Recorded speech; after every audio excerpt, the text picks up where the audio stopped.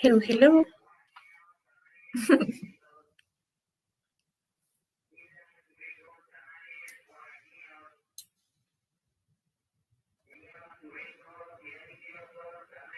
Let me just check if I can have this one.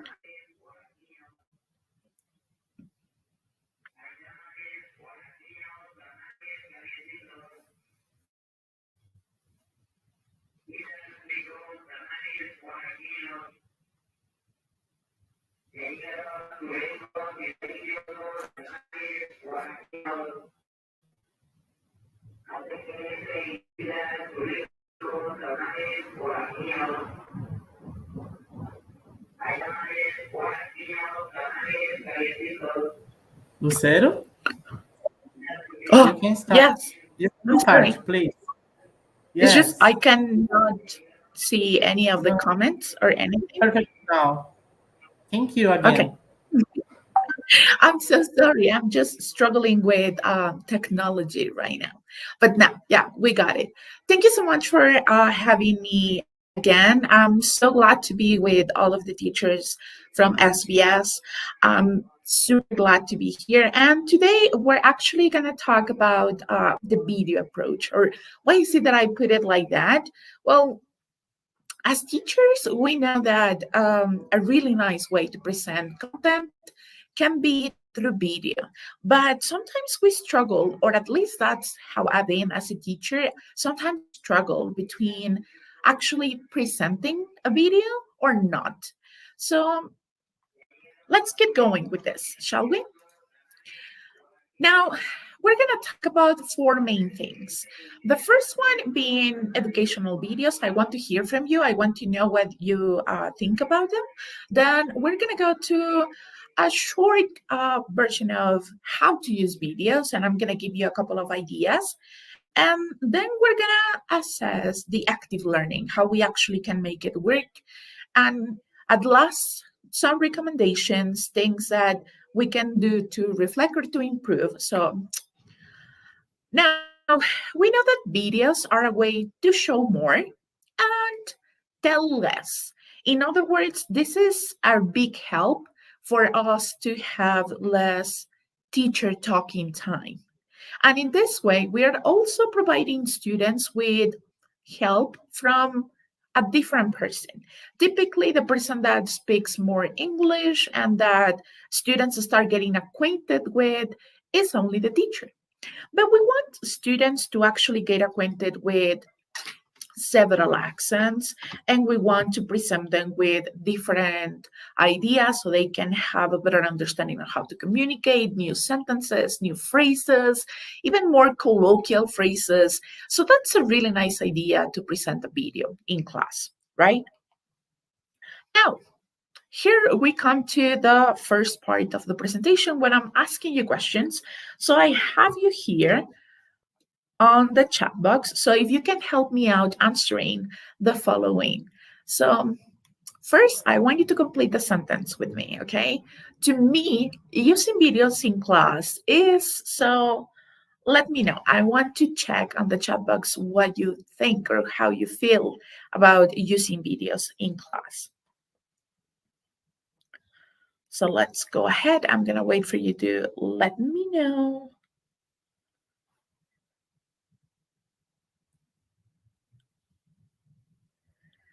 Oh, teacher 3, is that Powtoon? No, it's just a simple PowerPoint presentation. So yes, let me know. Using videos in class is what is using in videos in class? Crucial. Oh, I really, really, really like that. Interesting. Yes. Useful. Exciting. Oh, I love all this. Now, apart from that, I also want to know this. How often do you use videos in your lessons? Okay. We know that they are exciting. We know that they can be entertaining. We know that they can be like super useful. But to be honest, how often do we use videos? How often do we use those in class?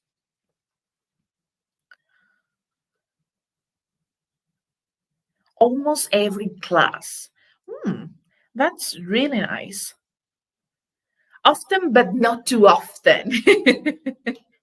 Teacher, I think it was Teacher Reed. Thank you so very much. Yes, I like your answer. It's often, but not too often.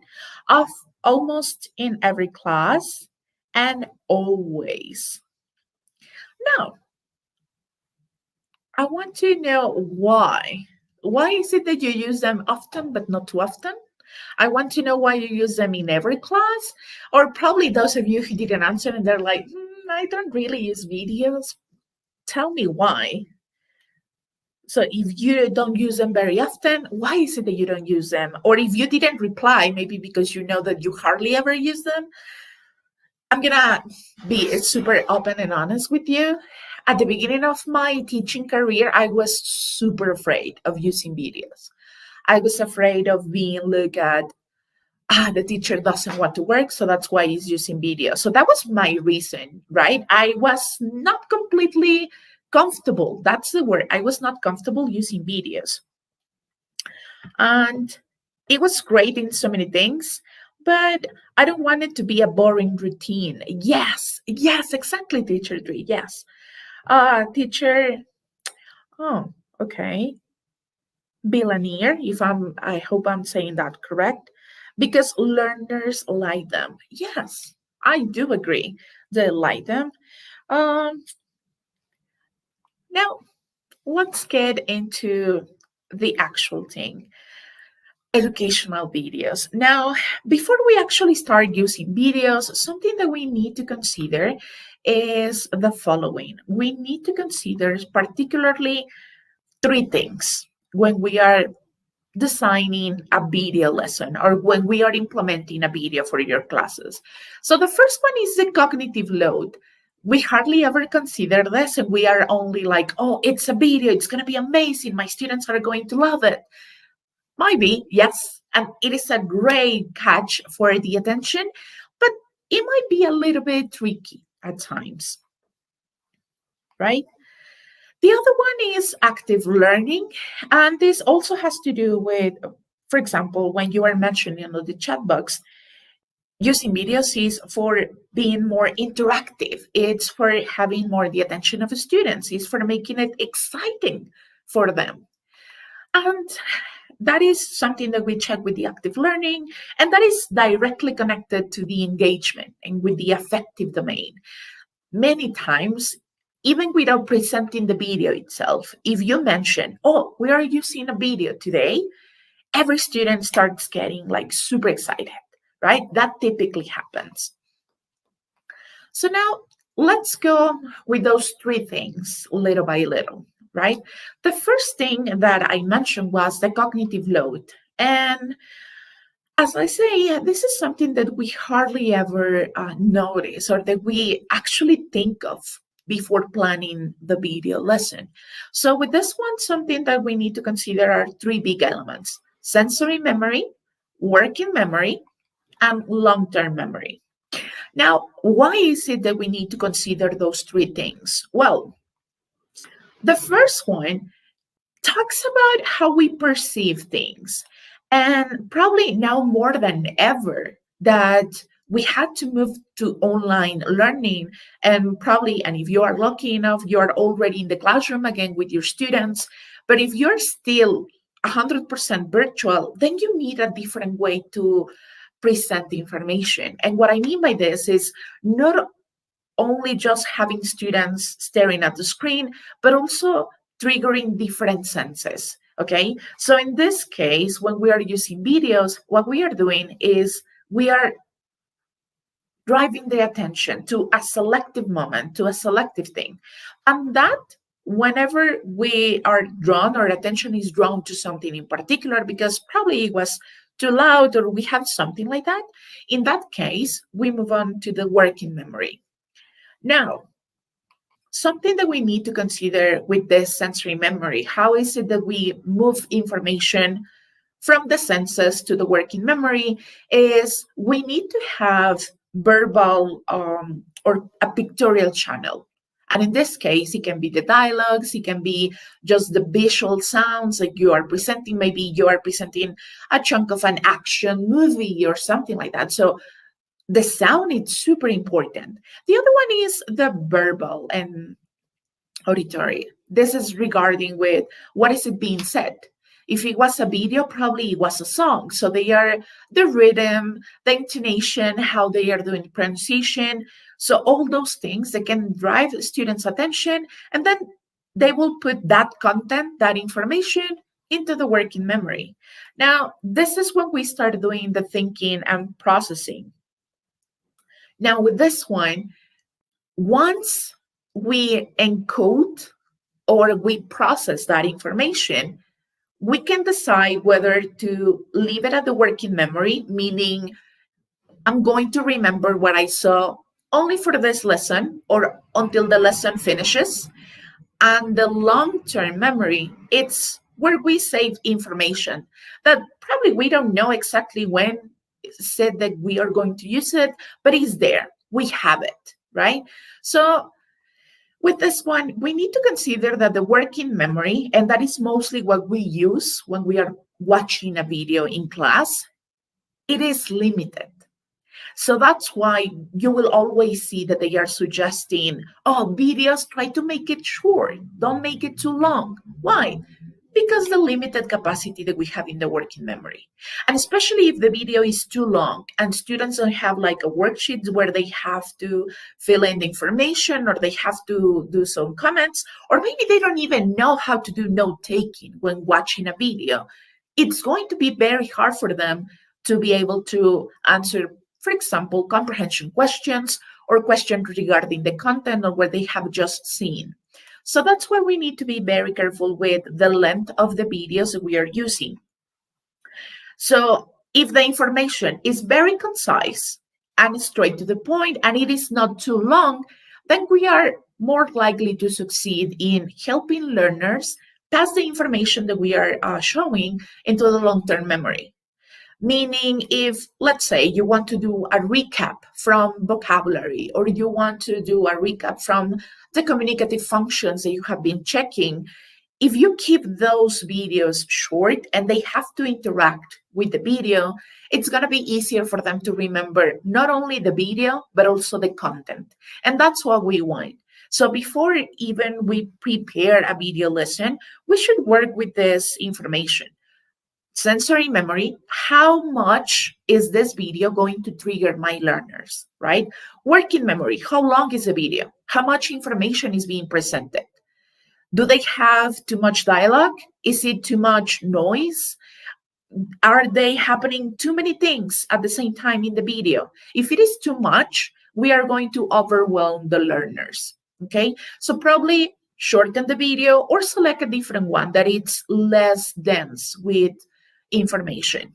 And then the working memory will be more likely to succeed. Now, let's talk about engagement. And this one I know, especially now that students are just staring at screens, it's sometimes hard to engage them. It's sometimes hard to catch their attention and to say, hey, I know, but this time is not me talking. It's going to be a video. So please try to pay attention. Now, with engagement, we need to consider what engagement actually is. Now, engagement is behavioral. So, to be engaged, I need to have a set behavior. And that means what is it that I'm going to do? How is it that I'm going to interact with the information, right? So, that's going to be my set behavior. The teacher can say, okay, pay attention to the characters. So if we can assign something in particular for students to look for, and it can be just in which moment you see, I don't know, if it is a cameo, in which moment you see this character or this person doing a cameo, or notice if there is a cameo. You are giving them a behavior, something to do beforehand. So it is very important that for engaging students with videos, if we can provide them with a purpose. The next one is cognitive. Engagement is cognitive. Depending on how difficult or how easy the task is, students will be attracted. So somehow they need to be challenged. In a sense, they need to be challenged so they can perform better, right? And at last, engagement is emotional, how much they are invested in the activity, right? So, considering those three elements, we can say that engagement is task dependent, depending on how excited they are for the task, dependent on how challenged they are for the task. And now the challenge can be, oh, it's a different person speaking English. Because again, sometimes students tend to get familiarized with the way that we speak, the speed, the pronunciation, how we do pauses. And they are like, I'm great. I can understand my teacher perfectly.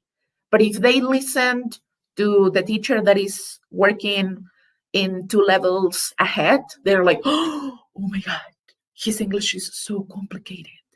So that's when we can present the challenge. We're like, okay, I'm getting you ready for the next teacher and for future encounters with someone that speaks English. So that's why I'm presenting videos. So you are giving them a purpose, you are giving them the challenge. So you beforehand, you are not lying about, oh yeah, this is going to be super easy, but you're also saying, you know what? This might be challenging, but you can do it. So we can present it that way, and then they will get more engaged with the activity. So, in other words, let's just remember before planning a video or actually any activity of interaction with the students, try to make active things. In this way, active means that student needs to be attentive and in attendance. What do I mean by this? Probably many of you are here right now and they're connecting and you are using your mobile device. But for example, let's say when I'm asking questions, only a couple of you answer, right? The same happens in a class. Typically, only a couple of students answer.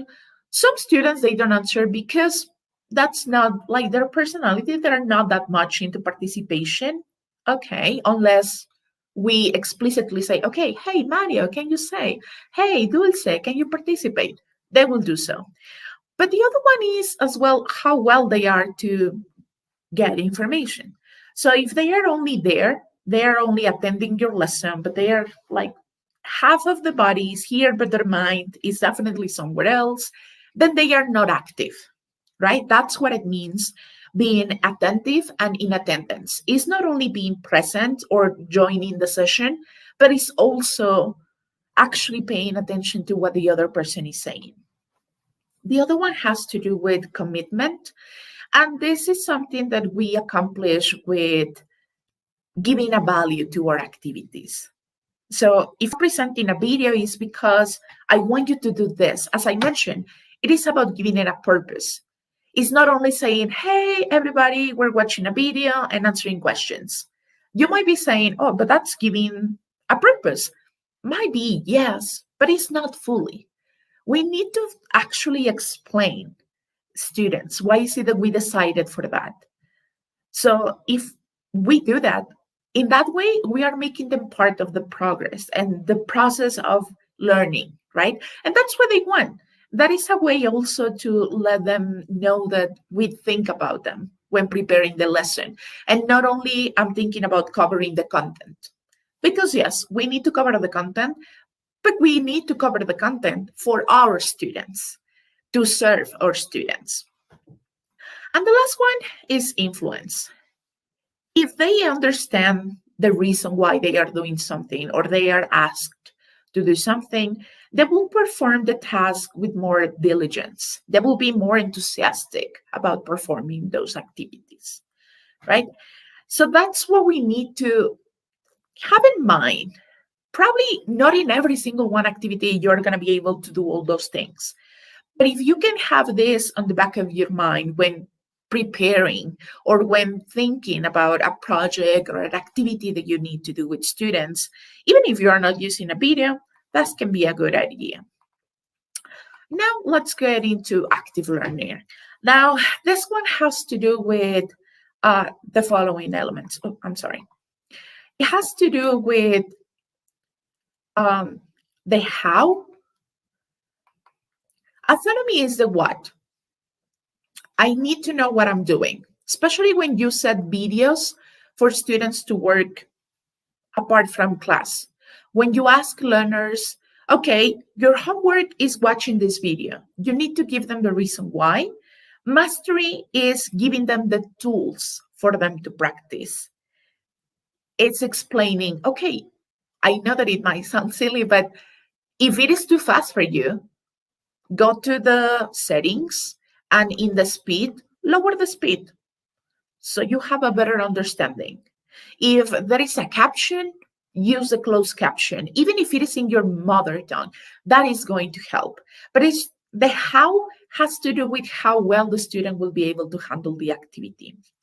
And the purpose, as I mentioned, is why. And this to me is the first thing and the most important. Later on, we can go for mastery. That is something that we help them do. If it is about note taking, we teach them how to do note taking properly instead of just, okay, play the video, write everything. No, note taking, you will have to select keywords. You will have to use probably diagrams, abbreviations, teaching them how to do that. That will be the how. So that will be creating the mastery for note taking, if you will. And autonomy is I already know how to work. I can do so, right? Now, let's go for technology in education. Now, use of the videos is something that we can do not only for within the lesson, but something that can be super enriching, especially for flipped classroom activities. Activities where students don't have to be precisely with the teacher so they can understand the topic. So if you can use flipped classroom, and that's why I ask, how often do you use videos in your classes? For those of you that say, oh, rarely, probably this is a good idea.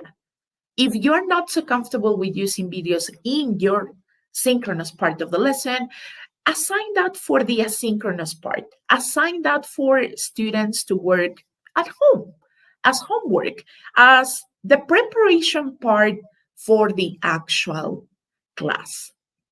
So if you, like me, when I started teaching like a decade ago, if you are uncertain or you're not too comfortable using videos because you feel that it's going to consume all your lesson, prepare the activity, assign the task or the questions that they will have to answer, and send the information to students. So use it as a flipped classroom. And in that way, you start preparing students. Now, the key element in here and the really nice advantage of using it that way is that you start preparing students, getting familiarized with working with videos and with working without the teacher. So if you later on want to implement the use of a video within your class, students already know how to interact with a video. They already know how to take notes. They already know to what elements pay attention in the video. So this is a really nice way. You can start implementing it with flipped classroom and play around with the synchronous and asynchronous learning. And if you are using any LMS, or if you are using social networking sites such as, I don't know, Facebook, Instagram, you name it, if you are using any of those to communicate with students, you can also share information through those senses. So that's going to be super good. Now, what else can we do for digital instruction to help students cope with the videos? Let the students guide them. So part of the use of autonomy in active learning is making students more active in the learning process, making them take responsibility for what they are doing. So in this one, you can actually ask them, how do you want to use it? Or what is, if they have to do a video, how they will have to do it. For example, I had almost at the beginning of the pandemic, when we had to do speaking activities, it was hard because at the beginning we couldn't do breakout rooms, for example, in Zoom or even in Google Meet. I don't know which one you might be using, But I remember that something um, that I wanted is my students to keep on practicing face-to-face speaking. That was not possible, of course, but I was like, okay, you can join Zoom. This is the link. Record the session so I can watch it later. And at the beginning, my students were not as familiarized with Zoom and the tools as I was.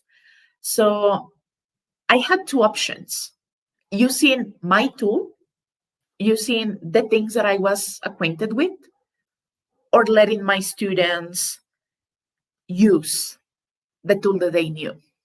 Now, keep in mind, I'm working with teenagers most of the time. So they were like, we can do a live. And I was like, what?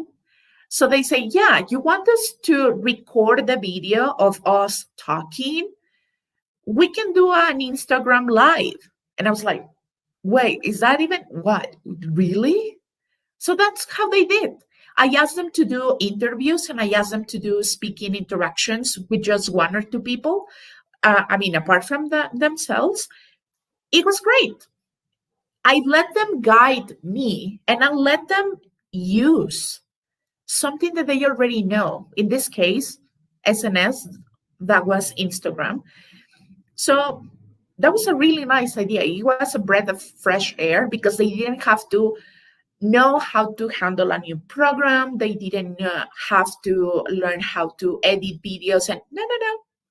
They only went to Instagram. They selected the time. They did the live, recorded, sent it to the teacher. That was it. It was as simple as that. So for helping students work with videos, even if you want them to record the videos themselves, let them guide you. Let them use the things and the tools that they already know how to use. And try not to overwork them. Again, that has to do with the content and the activities that we have to check. So the more homework or the more activities that we assign, the more things that we as teachers have to check. So if you also want to have a break from that, try to lower that and chunk the activities. Don't place like a super massive project, especially if it is regarding a video. Don't put it like that. Try to put it in parts. So it's easier for every part for you to check in and for them to do it. And try to avoid hard deadlines. This is super important, especially when you are working with projects. This is a key element. Now, the last one is, for this one, consider authentic material. Even if you chunk it or if you shorten the video, I think it's still authentic. If you're using, let's say, extract from a movie or from a series, that was not meant for that, for teaching. So that is still authentic and it's going to provide you with lots of information. Remember that teaching is not limited only to the academic stuff, but also to the connection, to the personal connection that we can create with our learners. And if you want, and if you can, use videos of yourselves, using videos when you are explaining. So probably instead of having 10 minutes explaining the new topic, record a video, save it, share it. I don't know, it might be if you're using a platform, share it through Schoology, Google Classroom, the platform that you are using in your institution. Make sure that students have access to that, and then it will be easier for them. And as I mentioned before, that synchronous and asynchronous learning, this is going to be a key element in here. Now, off to what we care about, the multimedia learning, how to use the video. So now we have already checked interesting or possible considerations to preparing videos. We need to consider the workload, how much information is in the video, how long is the video. We need to consider how we are going to present the video so they can understand the purpose of that. And we need to consider the engagement and how we can emotionally connect this to our learners, okay? So for this one, general uses of the video, we can say that there are for engagement, there are for scaffolding, They're for building knowledge. They're for checking comprehension if you just want to present material and you want them to work on, let's say, listening, or you want them to work on, yeah, just understanding of speaking, different tenses and all that. It might be for reflection. Maybe you are using it so they can discuss something later on. But with this one, we also have this idea. And now for this, I'm actually going to share the video right now. Now for this one, just watch the video. I'm going to try for you to listen to it correctly. And then I'm going to make you a couple of questions, okay? So I want you to pay attention mostly to how many characters you can see or how many people can you see in the video. That is the first and most important thing before you watch, okay? So let's interact with this video. Are they still following us? Yes. Is there one of them? Hmm? Is he looking at us? Hmm?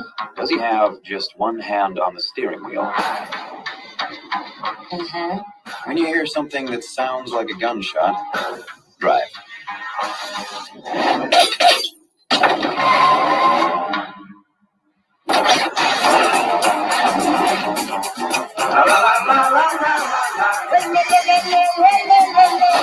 Nicely done.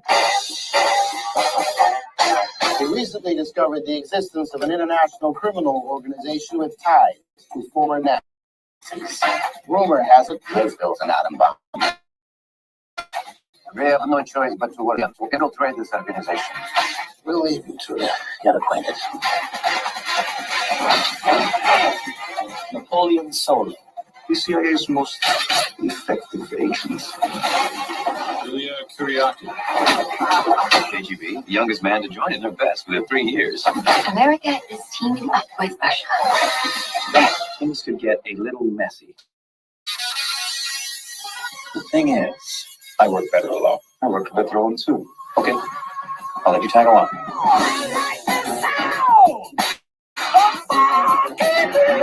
How did you get the invitation to my party? I stole it. So you're a thief. I hope you wear masks. Sometimes. Just never when I'm stealing things. Not very good at this whole subtlety thing, are you? It'll be like this for 20 minutes. Can't touch. Don't make me put you over my knee. So you want to wrestle? I did not say that. Shall we?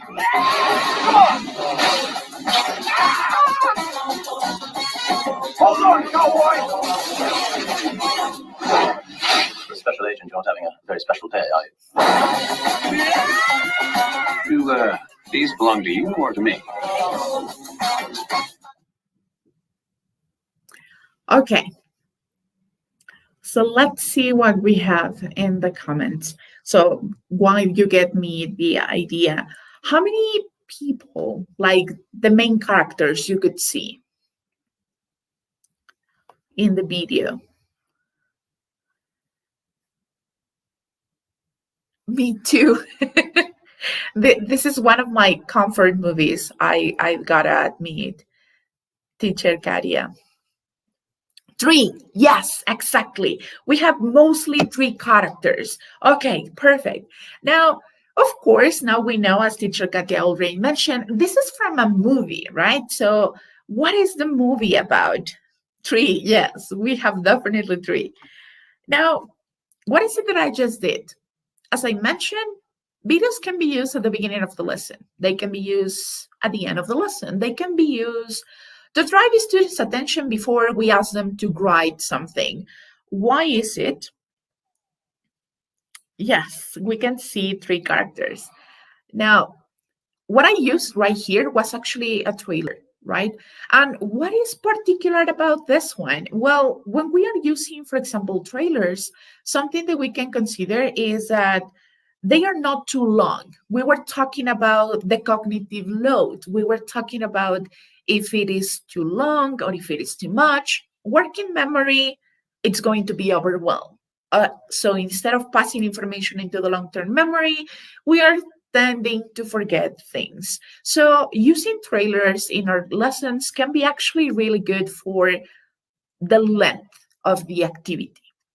Using a trailer can be so easy. And in this case, for example, what we are doing is I ask you a couple of questions. Now, in here, I can even extend the activity and say, okay, hey, I don't know, I can see here, teacher Gladys. I will say like, hey, Gladys, can you help us out projecting the video? And now I gave you a key element at the beginning. Try to pay attention to how many characters you see. And you mentioned already 3. So probably when I ask Katya to present the video, I'm like, if you see a main character or someone that you believe is a main character, make a pause. So probably not only pausing the video, but also doing a screenshot. And why is it that we do screenshots? So we can later on ask students to, for example, predict the story. So they can predict the story, or they can even order the scenes. So you can even ask students to work in pairs or to work in short groups, and you ask them to play the trailer, select something that for them was super important. So they pause the video in that moment, and they have to screenshot. And then they exchange. So you ask them, okay, from the whole trailer, make 6 scenes, okay? Do 6 screenshots and then exchange with the other team. So the other team will have to organize, or probably you can do it beforehand. You select 6 screenshots from the whole trailer. You give them to students, whether individually or in small teams, in pairs, you decide, and they have to order or sequence the events. This is something amazing. You are working with memory, you are working with cognitive skills such as critical thinking for, oh, this scene was first. Oh, no, but this was actually first. So it is amazing how much we can do for trailers. We can write the ending. Because in here, something that happens also in trailers is that we are not giving you the whole story. We're only giving you the most important bits so you can get interested into watching the movie. In this case, this can be an amazing starting for a grading lesson. So whenever we have these lessons when students, they are not certain of how to perform. Sorry, I had to plug my computer. Or when students, they are like, oh, I am not really into writing, or I'm not sure, I don't like it, or it is too hard, I don't know what to write about. This is a perfect idea. You need to look for information probably of the things that they are into. So probably you can look for a trailer related to those elements, to things that they are interested in, or it can be regarding a topic in particular. Let's say if you're talking about past tenses, you can talk about a movie when they are doing, I don't know, time traveling or things like that. So that's something that we can do. Exactly. You can brainstorm questions about possibilities, how to end the story. This can be just a trigger for them. And even if we go a little bit deeper into the teaching part, we can teach and review narrative tenses, okay? Because they will have to narrate the story. How is it that this was built? And at last, of course, teach and review relative clauses. That is also something that we can do with movie trailers.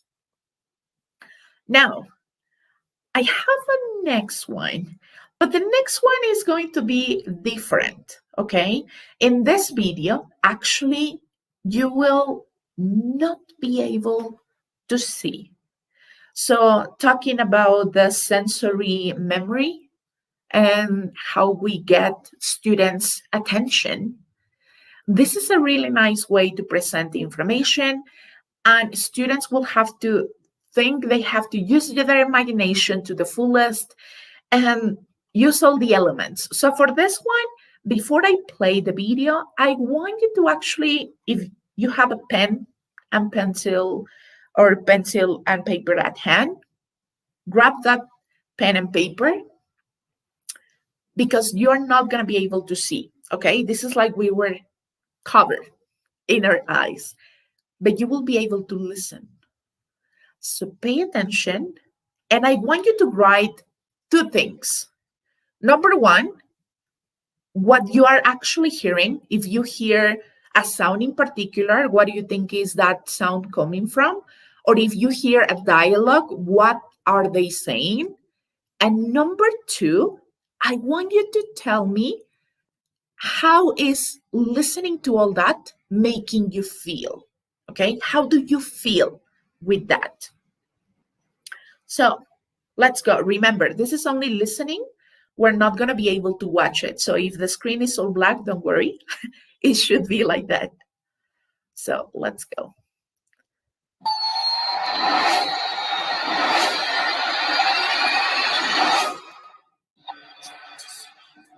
Fighting a massive invasion. Total devastation.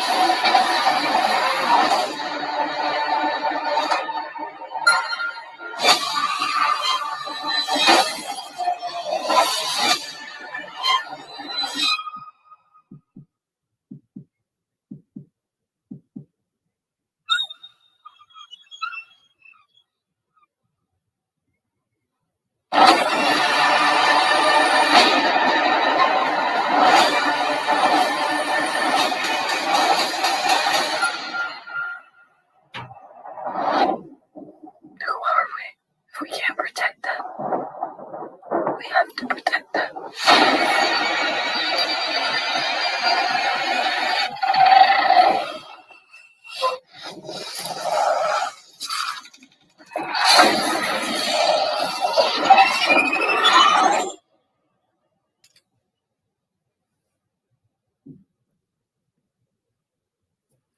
Okay.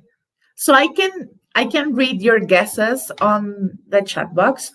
So, okay, teacher Gladys, you are mentioning, oh, that's probably a plane. Teacher Larissa, spaceships? What is it? Like, so so far we already have two of you mentioning. You already got it. Yes. Teacher Vivian. Yes. I cannot fool you. Definitely you got it right. Yes. Oh my God. This is a wonderful idea. I think people are running from something. Aliens, monsters, a machine is stopping, and you're feeling scared. Yes. An alien attack for sure. Yes. Robots, people running from creatures. Oh, yes. Okay. So for those of you who wanted to know, in this case, I'm going to just stop it. Now you can see the video, but you cannot hear it, right? So this is also something that you can do. And I actually love doing this with my students. Whether we are in person or if we are in virtual classes, I love doing this type of activities with videos. I typically split my groups in two. So half of the group gets to listen, and half of the group gets to watch the video. Now, in here, yes, it is disturbing. And you are enjoying the event. Yes, definitely. This is something that I typically do for helping my students participate with speaking activities. I'm really into preparing and having students describing and talking and all that. This is a great way to do so. Again, you can check how to do narrative stories. You can check so many things, descriptions. You can talk about vocabulary that you have seen. For example, this, of course, I was meant and I was thinking about doing this for grown-ups. That's why I selected this video. But actually, um, this is something that you can do even if you want students to work with particular things. Let's say that you want students to talk about routines. You can go for, let's say, movies. The one that came quickly to my mind is Rapunzel. In that one, Rapunzel, at the beginning of the story, she's like sweeping and she's like mopping and she's like knitting and baking and doing all those stuff. You can do so like this. So students can just listen to the thing or watch it. This is actually a great way to pre-watching activities. So before the students actually watch the video, you had the video in here, but before you watch it, you are triggering the senses and you're like, oh, I think it's aliens or I think it's monsters. This is a great way to work with predictions, but it's also a great way to drag students' attention to the video before you actually make them watch the video. You can actually choose a very short clip with little dialogue. If you notice, the video that I selected has minimum dialogue, but the sound effects, as you mentioned, it makes me feel nervous. It is a little bit disturbing, or it makes me feel afraid. That's what we are looking for. Even if you want learners just to talk about, let's say, feelings and emotions, this is also a great way to connect with your students and to have them talk about this or to check that vocabulary. You can have the students guess the context and the storyline. Before you actually play the video, you can do that. It can be great for vocabulary building because probably they want to describe what they were listening to, but they don't have all the words. It's okay. This is the perfect teaching moment.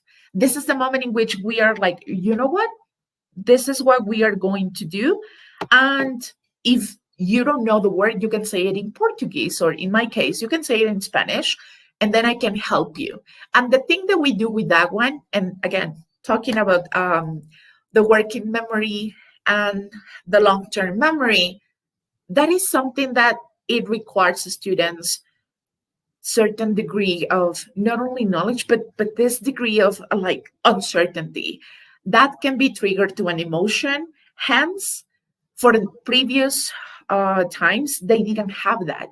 But for following times, they will remember, oh, I remember this word because I learned it with this activity, because they were connecting through different senses. So this is also a great way to have not only presenting new vocabulary, but making it active vocabulary, right? And we can actually go and teach and review modal verbs of deduction. You can go for grammatical stuff with this one as well, of course, but it is a great way to genuine collaborative work. Because as I mentioned, you can even have the students working half and half. Have the students get to see the video, have the students get to listen to the video. You put them in pairs or in small groups, and they will have to talk about, they will have to describe what they saw. And from that, you can have them create their very own ending. You can have them do a reenactment. You can even ask them to do a role play. There are so many things that we can do with this type of activities with videos, that there are not only passive activities, right?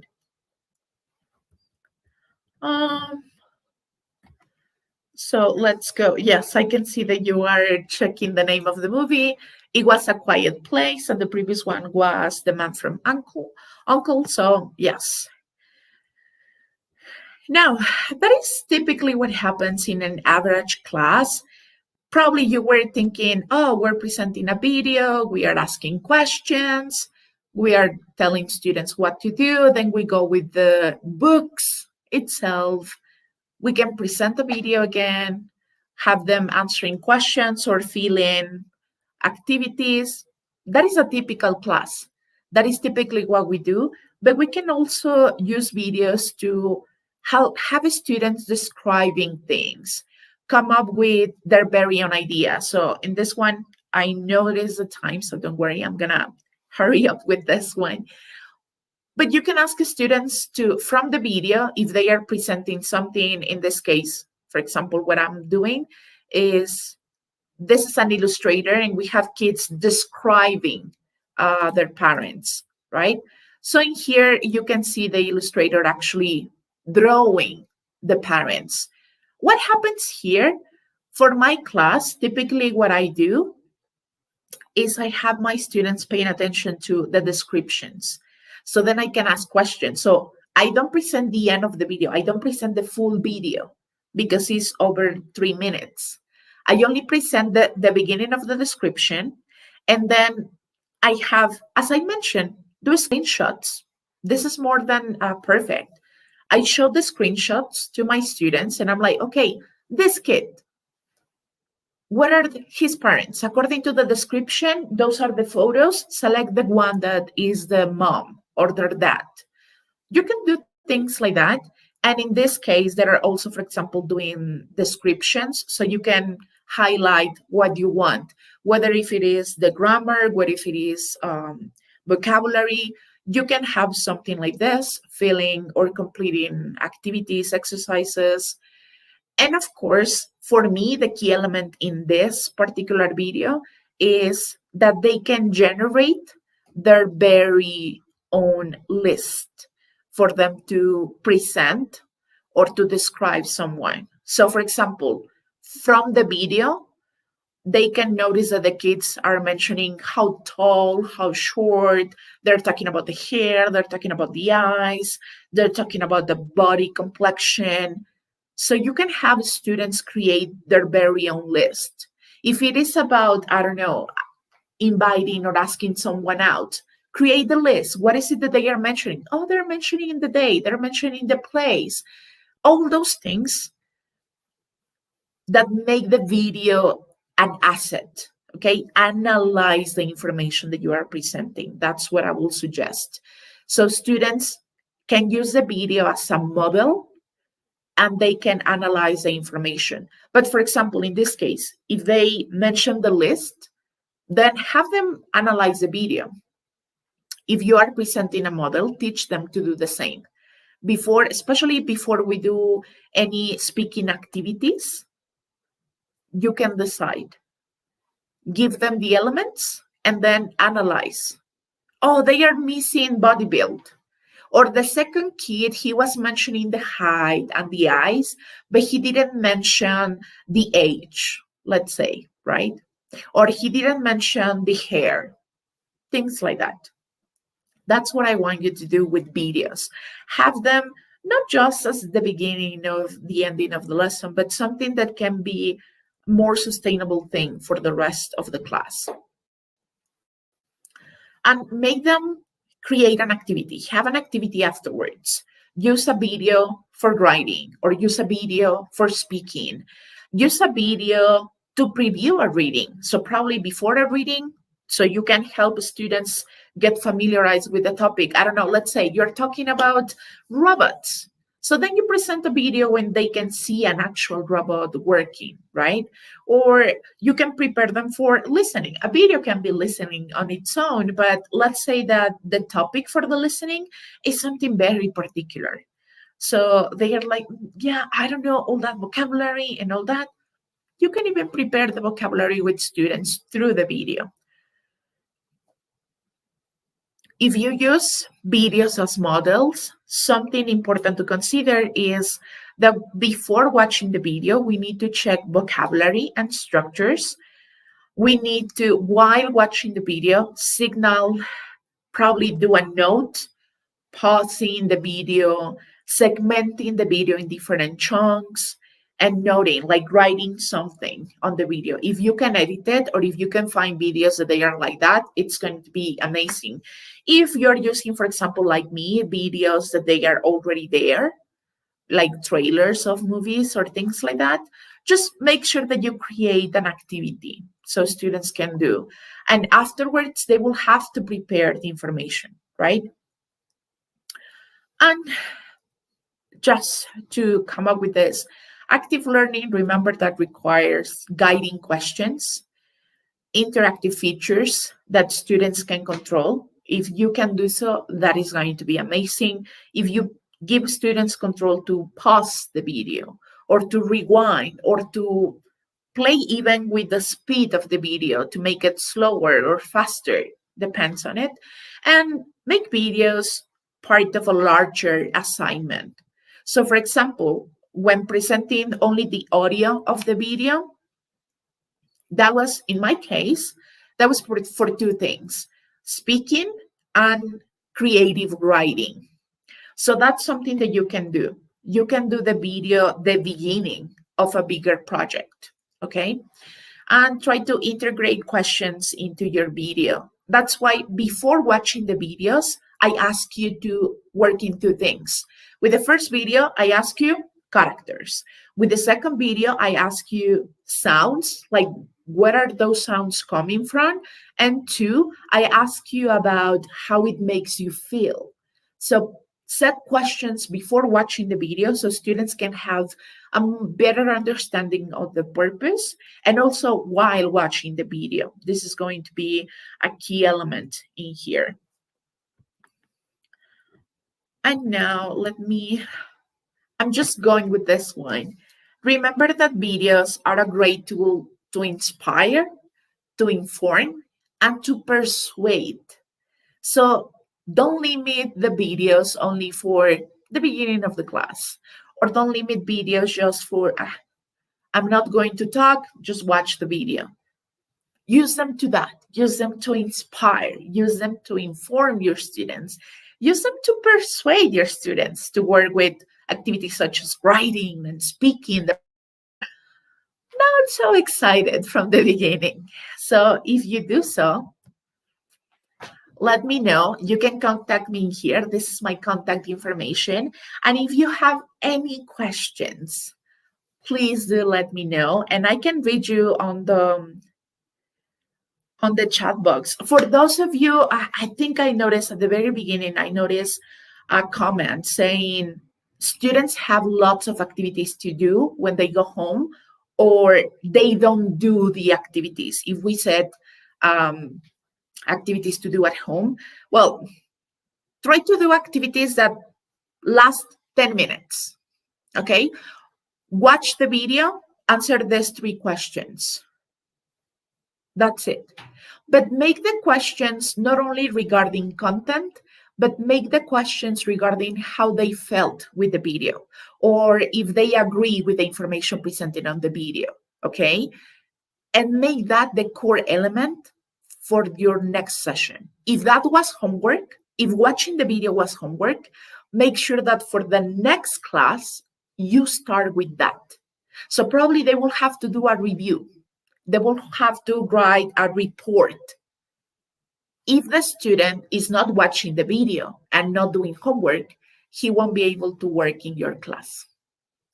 And probably the first class that you do that, you will have more than one student not doing homework and not having watching the video. But if you have the rest of students working with the video and actually paying attention, the student will notice, like, oh, I'm the only one that is not getting participation point for this date. Or I'm the only one that won't be able to have a score because I'm not working. And it's not because I don't want to, but it's because I was not responsible enough with my homework. So do activities like this that are super linked to one another and that they are not limited to yes, no questions, things that are related to how they felt with the video. That's how you can implement the use of videos. And that's how you can make sure that later on, students actually work with those videos. Thank you so very much for your comments and for all your participation. I don't know if I'm missing probably a question. I don't know if people from SBS can help me out.